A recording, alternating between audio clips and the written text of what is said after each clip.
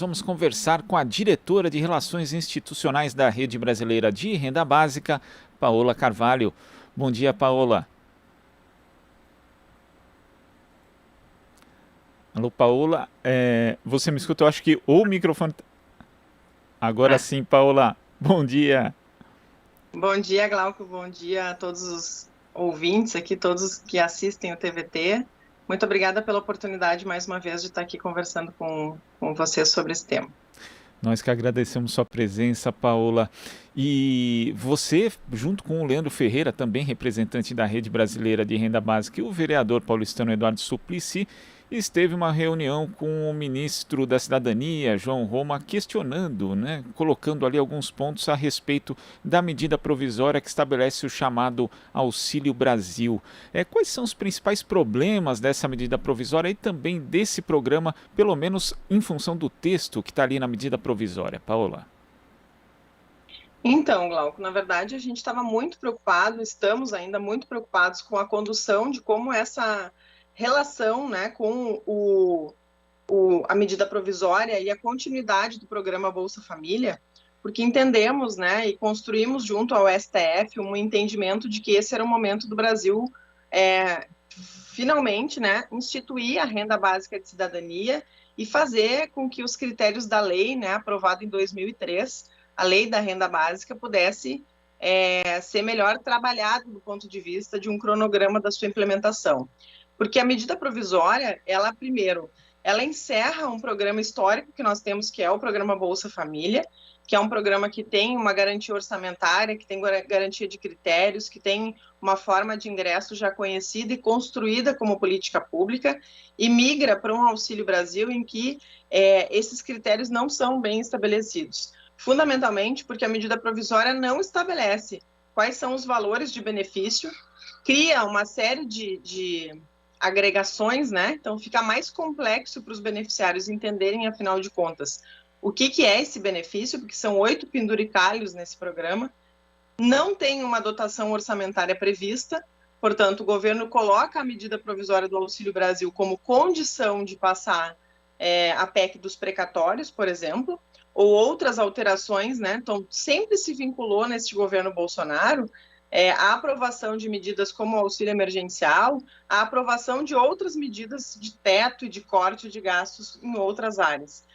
Isso nos preocupa muito, porque, no caso, a gente é contra a aprovação da PEC dos precatórios, mas se aprova a PEC dos precatórios, isso significa que, por um curto espaço de tempo, tem um recurso previsto para esse programa, não de longa data, como é o programa Bolsa Família na sua história. Segundo, que não estabelece o número de pessoas beneficiadas, Então, nas entrevistas, o governo tem falado em 16 milhões de pessoas. Isso significa o Bolsa Família e a lista de espera nesse momento para entrar no programa Bolsa Família. Não contempla esse conjunto de cidadãos e cidadãs que estão vivendo a partir do auxílio emergencial ainda. Isso significa que em novembro de 2021 nós teremos 22 milhões de pessoas desligadas do auxílio emergencial e sem nenhuma política de proteção através da renda no Brasil.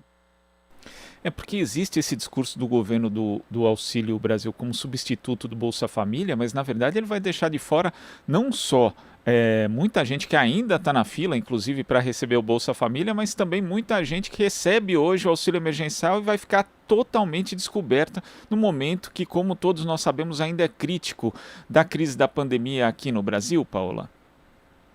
Exatamente, e a gente tem alertado cada vez mais em relação a isso, porque nós precisamos entender que vivemos um período da história do Brasil, infelizmente, muito dramático. Ele não é só em virtude da pandemia, a gente já vinha sofrendo uma série de questões, Então, a gente hoje, quando olha os últimos dados de pesquisa, e vê que 42 milhões da população estão vivendo em insegurança alimentar moderada, 20 milhões de pessoas em situação de insegurança alimentar grave, ou seja, estão passando fome no Brasil, a situação da miséria aumentando gradativamente, mais e mais, os desligamentos do auxílio emergencial, a situação de desemprego, que entre desempregados e desalentados chega a quase 20 milhões, primeiro, é falsa a afirmação do governo de que nós já temos uma retomada econômica, de que nós já estamos retomando emprego, de que nós já estamos retomando o funcionamento da economia com normalidade.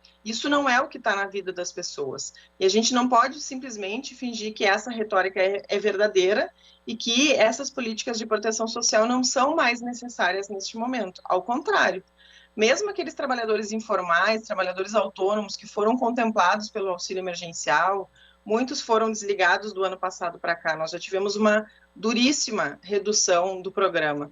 Se nós tivemos 68 milhões de pessoas beneficiadas no ano passado, esse ano chegou a 38, 39 milhões. Foram 30 milhões de pessoas desligadas. Se a gente somar os desligamentos do ano passado com os desligamentos que estão previstos agora, ao fim do auxílio emergencial, para migrar para o Auxílio Brasil, nós teremos pelo menos 52 milhões de brasileiros com o programa Renda Zero, né? Que é absolutamente o abandono completo de uma política pública de proteção social. Portanto, é importante que a gente faça esse alerta aqui no TVT, é importante que a gente fale sobre esse assunto, porque, infelizmente, a política hoje no Brasil, ela cada dia, a gente tem 15 assuntos diferentes, né, e urgentes para tratar, como a CPI, como as vacinas, como as denúncias, né, o conjunto de afirmações do governo, as questões de fake news. Agora, esse conjunto de matérias, esse conjunto de temas que aparecem para nós no cotidiano, eles não podem ser cortina de fumaça para esconder um assunto que para nós é muito central, que é como o povo brasileiro vai sobreviver, né, nesse momento tão difícil da nossa história. Nós entendemos que essa medida provisória, da forma como ela foi apresentada, ela não responde nem à conquista apontada pelo STF, que era do momento de instituir uma renda básica de cidadania, que pudesse incluir mais brasileiros e brasileiras, criar um programa mais enxuto, mas com capacidade de atendimento, e também não dá conta dessa realidade, nem mesmo dos que hoje são beneficiados pelo auxílio emergencial. E essa atenção que você destaca, Paola, é muito necessária, ainda mais quando a gente vai descendo aos detalhes, né, dessa proposta do governo, com diversos problemas levantados pela Rede Brasileira de Renda Básica, como, por exemplo, a inclusão do empréstimo consignado. Isso num cenário em que as pessoas têm dificuldades econômicas, às vezes acabam recorrendo a empréstimos, mesmo com juros extorsivos, e num cenário inflacionário em que a perspectiva é de aumento ainda maior da taxa de juros, sendo que ele já vem sendo feito pelo Copom cotidianamente. Então esse é outro elemento também que pode acabar desestruturando economicamente as famílias brasileiras, Paola? Sem nenhuma dúvida, e a gente alerta isso no documento exatamente por entender que nós, enquanto rede, né, enquanto uma organização que faz o debate sobre a política de renda básica no Brasil, a gente precisa alertar. Nós já tivemos agora no auxílio emergencial uma forçação por parte do governo da bancarização via Caixa Tem. O Caixa Tem, ele já começou esse processo de endividamento das famílias. Por quê? Primeiro, mesmo que a pessoa tivesse uma conta bancária, mesmo na Caixa, né? O governo obrigatoriamente criou para essa pessoa o Caixa Tem, né? Que é uma conta virtual. Então, ele bancarizou, houve um processo de bancarização das pessoas mais pobres. E já no Caixa Tem, havia a possibilidade de empréstimos e de outras transações bancárias como essa, mesmo numa condição de pandemia, de situação de agravamento da miséria. Quando a gente coloca isso dentro de uma política pública de proteção social, como deveria ser, né, o Auxílio Brasil ou o próprio Bolsa Família, a gente também empurra. É uma situação dramática, porque as famílias são mais pobres, o benefício é pequeno do ponto de vista da sobrevivência comum, do que uma família precisa para sobreviver. É só a gente pegar os valores, né? Tu falava da inflação, é só tu pegar os valores que as pessoas precisam, o básico, né? Vamos falar só aqui de energia elétrica, do gás de cozinha e da alimentação, do reajuste que nós tivemos, de todos os reajustes neste ano só, não vou nem do início da pandemia. Em relação ao alimento básico para sobrevivência, a gente vai ver que esses recursos de transferência de renda, eles são pequenos, é um pequeno suporte para que as pessoas possam minimamente sobreviver.